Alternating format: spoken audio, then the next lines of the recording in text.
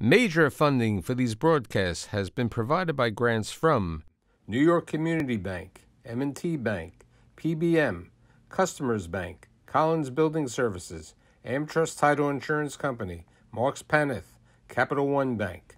Additional funding for these broadcasts has been provided by grants from Amerant Bank, Bank of America, Citizens Bank, Dime Community Bank, Douglaston Development Levine Builders, Flushing Bank, Friedman LLP, Handro Properties LLC Handler Real Estate Organization, Hodges Ward Elliott Inc., Investors Bank, James D. Kuhn Real Estate Institute at Syracuse University, John Kesmatidis Red Apple Group, Keysight Capital Partners, New Banks, Meridian Capital Group, Ocean First Bank, People's United Bank, RPW Group, TD Bank, and these friends.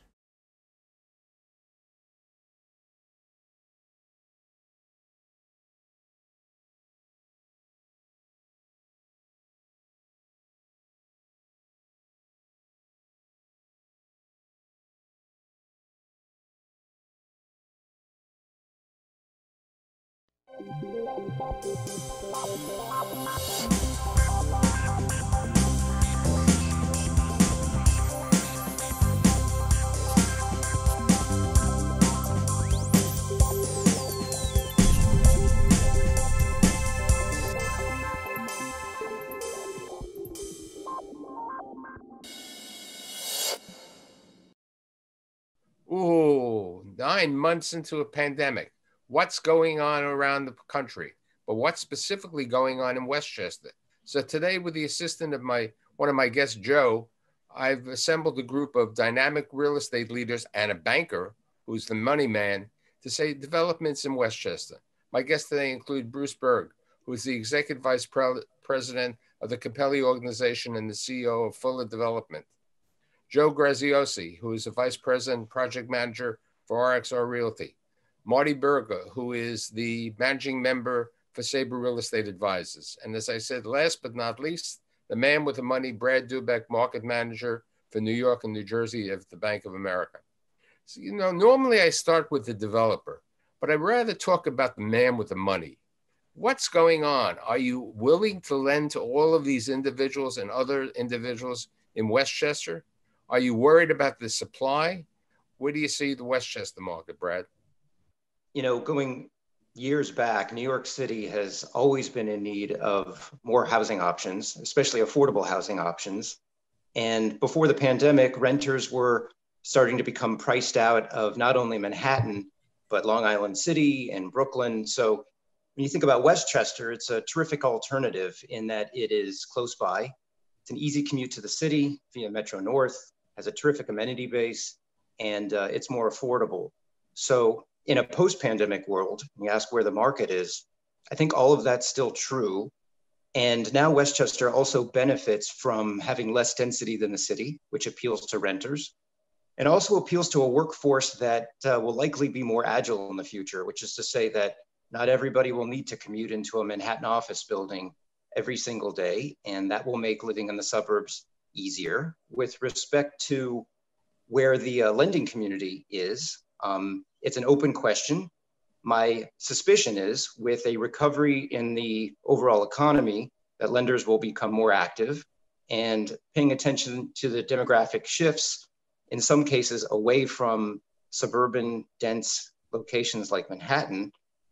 Some of the suburban environments, in particular Westchester in this case, will be a big beneficiary. So we should see more activity in the form of development lending from the lending community, including banks. So here's the question. All three of you, Bruce, Marty, and Joe, are active and in the ground in certain developments around Westchester. I did a show a couple of weeks ago, and I had a couple of developers from New York City, and they basically said, unless I'm in the ground or I'm forced to be in the ground, I don't want to be in the ground now. Bruce, I know you had some developments in White Plains, definitely New Rochelle, because the Capelli organization was like the king of New Rochelle, the first New Rochelle. Where do you see the market, and which places specifically in Westchester do you feel comfortable with? Westchester has not been active in the residential development area for 15 years.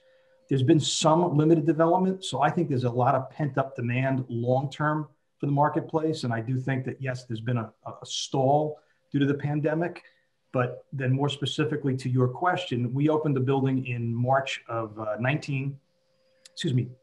of 20. They're slightly smaller units, and we've been very successful in leasing the building up. We got it completely leased within less than a year. And I think it might have been somewhat a mix of the product because they were smaller than standard. We're under construction right now on another 28-story building in downtown New Rochelle, which is scheduled to open in about a year. And then we're also actively building for a couple of third parties, including, for example, RXR in New Rochelle. I think overall the market, we're still bullish. It's a little hard to tell how this is going to roll itself out in the next 6 months, but I think if the vaccines come out, I still believe in long-term development in Westchester. And then in terms of specific cities, I would be very bullish on New Rochelle, Yonkers, and White Plains, which are traditionally where the bulk of the development has happened because of the walkability, the access to train, and the ease of access into Manhattan. I mean, Marty, you've been working on a project for a couple of years with Marist College. What about the other towns? Everybody talks, Yonkers, New Rochelle, White Plains. There are places called Mount Vernon. There are Rye. I mean, where do you see the other towns? Are the developers getting a little better opportunity to develop right now? Well, it's a very difficult period. It always has been in Westchester. It's a very costly process. It typically takes over a year to get through the planning phase of a development. And the planning phase is costly. It's somewhere between $1 million and $3 million. The planning boards typically are inspecting and challenging all aspects that are proposed by a developer, properly so, doing their homework and due diligence, but it's a very extensive and expensive and time-consuming process. In the town of Poughkeepsie, we are underway with a significant mixed-use development. We have been pleasantly surprised and quite surprised at the amount of residential demand, multifamily demand from national builders who want to be in the suburbs because number one, that's where the customer it wants to be. Secondly, the cost of construction is so much less. Rather than fight the cities where you're doing steel and concrete, you're doing a horizontal development, 3-story, 4-story, which you can do in stick frame construction, which is a lot less expensive. It's a lot more affordable. When you do a reverse commute driving from White Plains up toward Brewster or Poughkeepsie, all you see in the opposite direction heading down is bumper to bumper traffic both ways during a commute.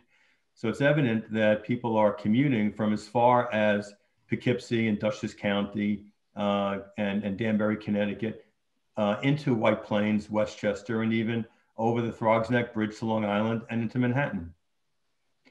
Joe? One aspect, following up on Bruce's comment, is that Westchester has been very slow for development for the past 15 years. The supply has pretty much maintained its own level, the same level, up until a few years ago. It's only over the past 24, 36 months at the most that we've had any significant increase in units, which is satisfying a pent-up demand. Joe, my executive producer and the 800-pound gorilla, as I said, RXR invaded Westchester, okay? Also Stanford, and in other places. But where do you stand today? You've opened up in Yonkers. You're in the ground in numerous properties in New Rochelle. Where do you see the opportunities? And what's the price differential for somebody to rent an apartment in Westchester as compared to some of the boroughs of Manhattan? So, Michael, as you mentioned, RXR is developing in New Rochelle as well as Yonkers and other portions of both Westchester and Fairfield County.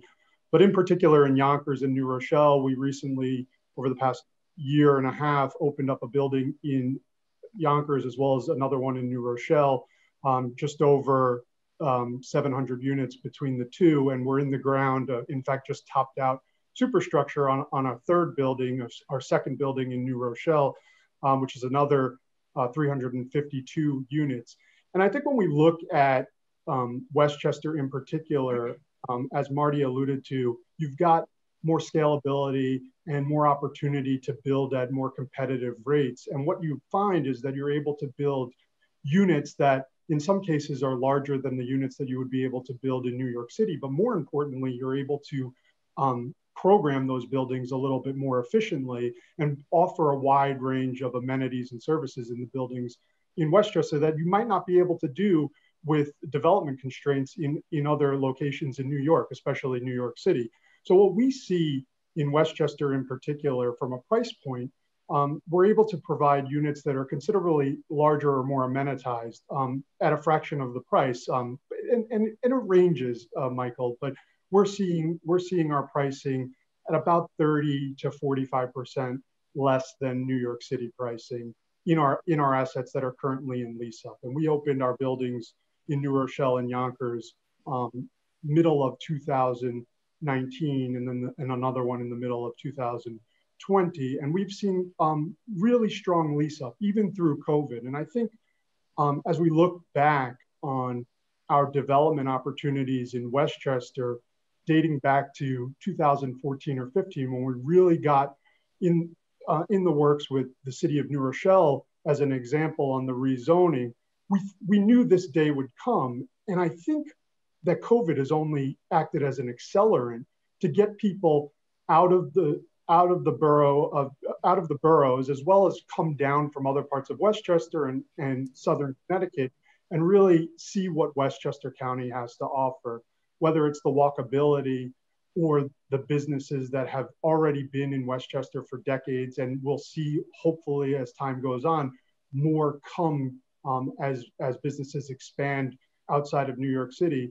A really great opportunity to continue to develop on what we've already. To your earlier point, Michael, and what Marty touched on a little bit about is we're also seeing these opportunities beyond New Rochelle, Yonkers, and White Plains. In fact, Portchester is an opportunity where we're not currently developing, but we see as an opportunity to take a real hard look at the opportunities of developing in a place like Portchester.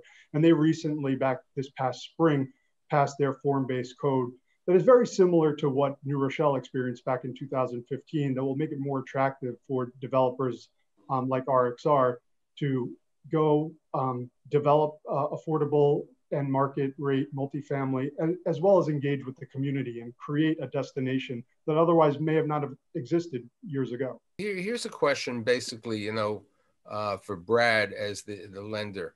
How do you make a decision of who you really want to lend to? Okay, is it only established, or are you giving the opportunity to the new kids on the block? It's a good question. Well, our business is based on relationships and trust. We're going to do business with people that we know have a terrific track record of success, Mike. But at the same time, every lender is looking for new clients and new opportunities. We are real estate lenders, so we have to look at the fundamentals of the project and the business plan and all of the different metrics that go into making a credit decision. But the sponsorship piece of it, at least for the main domestic relationship banks, is going to be the most important. Bruce, I have to address this question. As I said, the Capelli organization really created New Rock and other developments. How have you seen the change over the past 20 years in New Rochelle?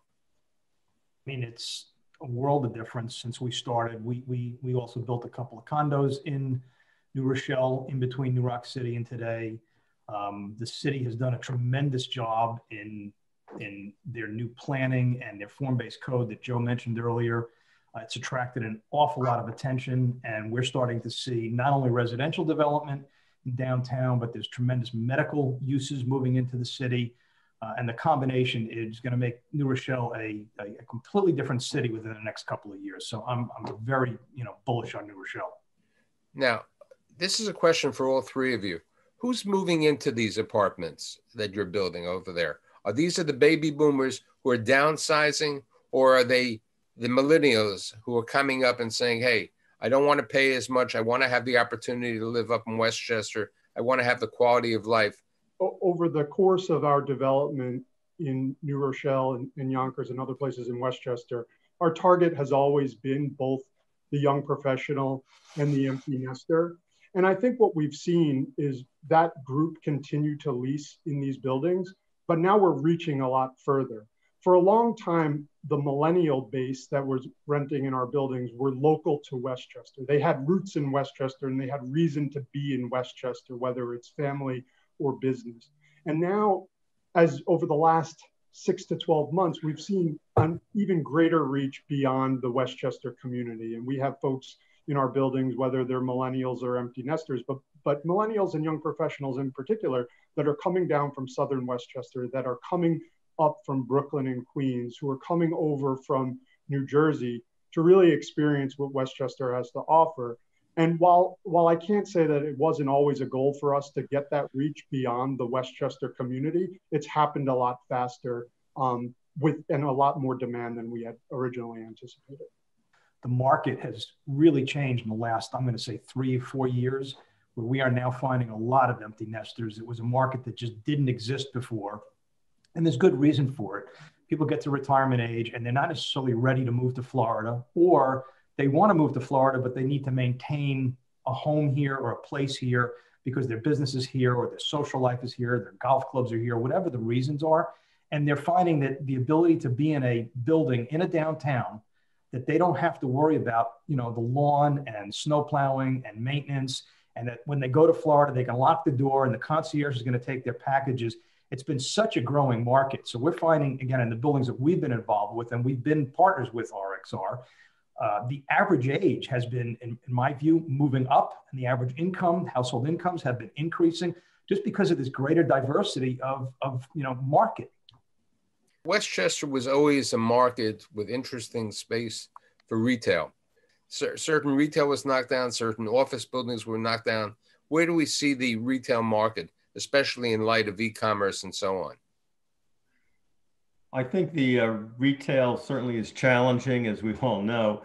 But in these cities, residents bring more residents, and more residents bring more retail and opportunities. All of these cities need to be 24/7 environments. It's good for the residents, it's good for the businesses, it's good for taxes, and it's always nice to see people on the street. More people on the street, more customers, and more residents come out to join them. Certainly, the restaurants and the entertainment are a very, very important aspect of everyone's life in these communities. You'll continue to see more and more of those opportunities. And the retail itself, although it's changing in dynamic of what it is to goods and services, it will mostly fill out most of the streetscapes in these cities. There's not a significant amount of streetscape retail. So I'm encouraged that as the cities become more populated as a result of the developments that we're bringing, the retail will be leased fully. I was on the phone yesterday with a major owner of industrial property. Industrial was a market that nobody really cared about. It wasn't that. But today, with last mile distribution and everything, industrial is coming back. And Westchester is not far from New York City, and you need these small places. Are any of you involved with industrial development in Westchester?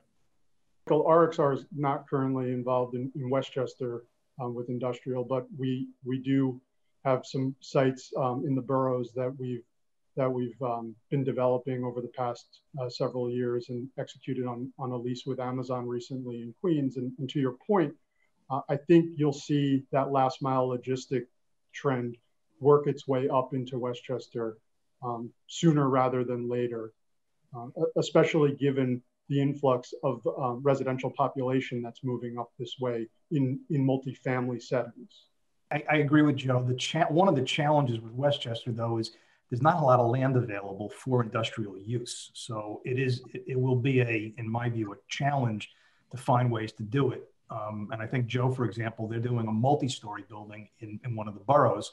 It's the only way you can make it work these days. Is you're going to have to go almost not quite high rise, but mid rise industrial.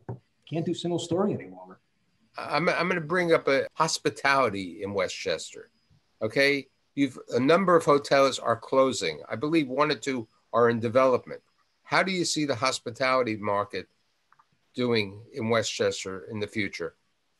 A lot of the hotels in Westchester, as we know, are quite old and outside of the downtown city environment.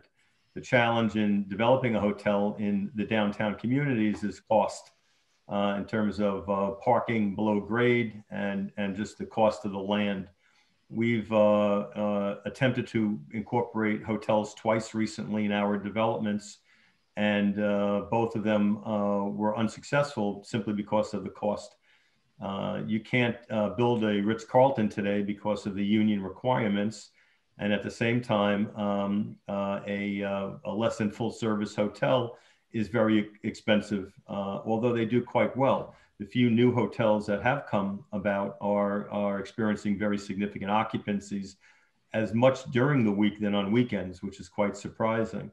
So it's a needed product. There are hotel companies that are ready, willing, and able to come into cities like White Plains and New Rochelles, and are looking for the opportunity to be able to do so.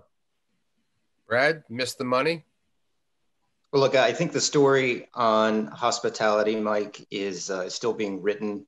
If you surveyed a lot of lenders, my guess is it's not on the top of the list as far as asset types that they're looking to expand their portfolios in 2021. But I would say give the recovery some time. Let's see where leisure and business travel go following the successful vaccination programs in the country. And then the lending community will have a different view then. Today, I think the jury's still out. Something that's taking place around the country, and specifically even in Westchester, is the life sciences. What's your thoughts about going into the development? Because a couple of the life sciences are doing very well. It's a good market. And since you're developers and you like being involved in different products, this is something you may not want to do hospitality. Maybe it's life science or studios that we have right now in Yonkers. Bruce? Well, we recently attempted to convert 2 office developments into life sciences. And what you learn is that their requirements are very, very specific in terms of build out, dimension of configuration of facilities, as well as where they want to be given their employee base. We have not yet been able to find an exact match in Westchester for life sciences. I'm sure that it'll happen, but we haven't been able to create a match there yet. Bruce? You know, we have a couple of office buildings, and to the extent that there are life science tenants out there, we are always in the market to talk to them. We don't have a specific expertise in the area, as Marty pointed out. You know, they're very unique, but if we had the opportunity, we'd be jumping into it, because I do think that is a growth area in Westchester. We haven't really discussed the office market. How are you doing with renting space? Are companies coming out to Westchester for satellite offices? Are they relocating from the city? Where do you see that happening? What's happening with the activity in the office market? On our side, all of our tenants have been paying rent, which has been great. We have had a couple of new tenants. Most of them have been smaller. We had one good size 30,000 footer that signed a lease with us recently. We were expecting more demand from the city. We've been approached on a couple of instances. We haven't signed anything yet. And we're still hopeful that there will be either the demand for satellite offices or, you know, other tenants that are coming out of the boroughs that do want to relocate further north, just because it's so much more cost effective. But I have not seen a mass exodus yet. And I think, frankly, that most companies are still sort of sitting on the sidelines. They want to see how the elections went. They want to see how the pandemic's going to play out, when the vaccinations come out. And then I think we'll know a little bit more in another couple of months. And to Bruce's point, Michael, I think we're still evaluating the changes in the work culture. A lot of people that usually sit in commercial buildings in New York City might still be working from home. So as companies really evaluate that work culture and take a look at the different ways to mitigate some of the commuting challenges that residents will have commuting into New York City, I think you'll start to see that hub and spoke office model where people will continue to have a presence in New York City, because at the end of the day, that's going to be the backbone of the New York Metro. But you'll start to notice some satellite offices pop up, and I think we're not too far away from that. I agree with Joe. I think that is going to happen. And similar to Bruce's experience, when COVID first occurred, we were expecting flocks of companies to move out into the suburbs. And we and others put a significant effort together to attract those clients. And frankly, they never came. I think they realized that there wasn't a need to open up a satellite office because their employees were very happy and content to work at home. I think that that's starting to get tiring.